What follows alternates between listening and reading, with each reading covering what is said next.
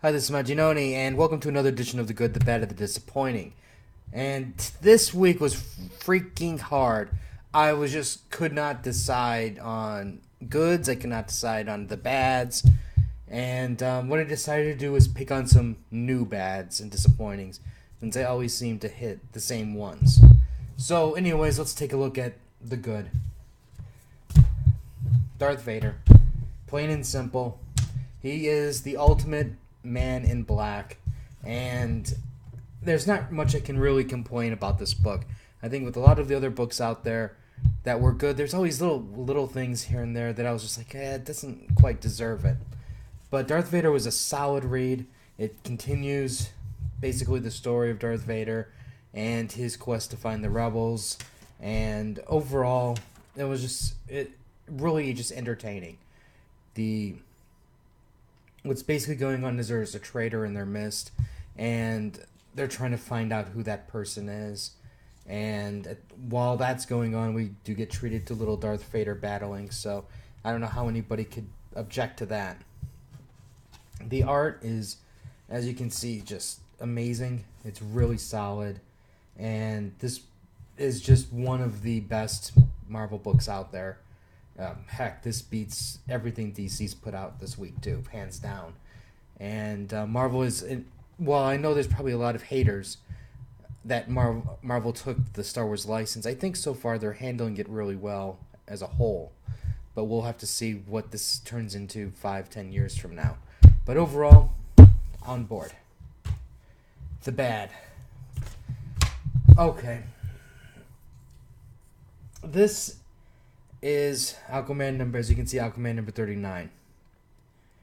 And granted, I have not been reading this storyline, but I figured, you know what, I'll just read it, pick it up, see what's going on, since I used to really like Aquaman. And I just found this is a jumbled mess. Basically, under normal circumstances, this is a storyline I should have liked because there's just a lot of fighting. But then Aquaman's like, I am your son.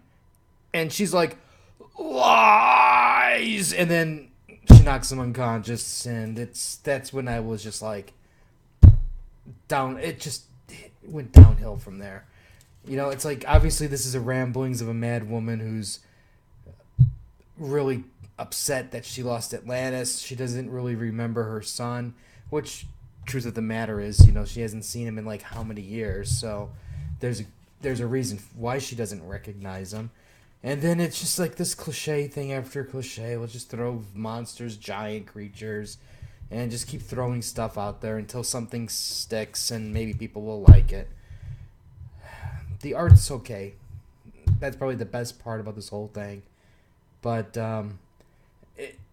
you know, when you look at what else is being put out on the shelf right now, that's why I just can't really stand behind this. It just doesn't seem like an interesting read any longer.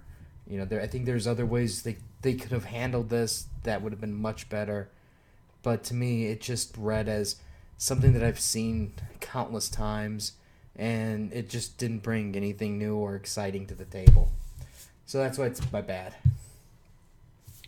And this is my disappointing book, Superior Iron Man number 5, which I'm just going to call, this is one of the lamest top tier books that I read this week. It's basically Tony Stark is trying to figure out what's going on with the Abomination Kid, and Tony's just being an asshole, like, you know, you expect him to be, and that's fine.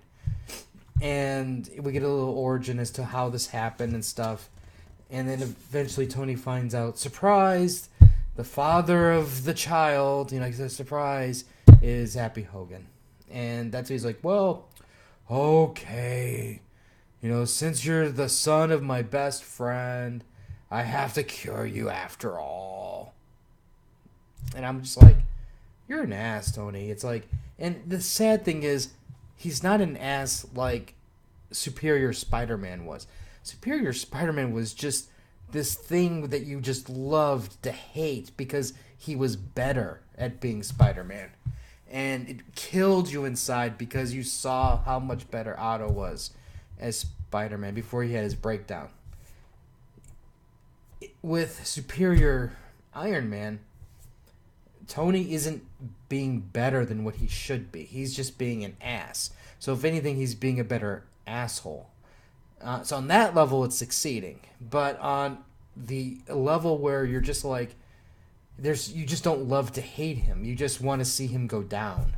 And you want to see him go down in the most painfully way possible. And even then, I wouldn't be fulfilled because I'm really losing interest in this character. Because they've pigeonholed him in such a way that there's no... If he doesn't get in serious trouble by the end of this, then I'm just going to seriously flip the table because, how do you get away with all of this nonsense? And, it just... I don't know. To me, it's losing that initial shine that it had when it first came out. And it's just... I think it's quickly falling, and... This is definitely a bad, very bad book. Anyways, if you have any comments or questions, let me know. Like, share. Let me know what your good and your bad or disappointing was this week. And don't forget to do a comic book podcast for Con Freaks and Geeks down below. And we'll have some more reviews later. So, until next time.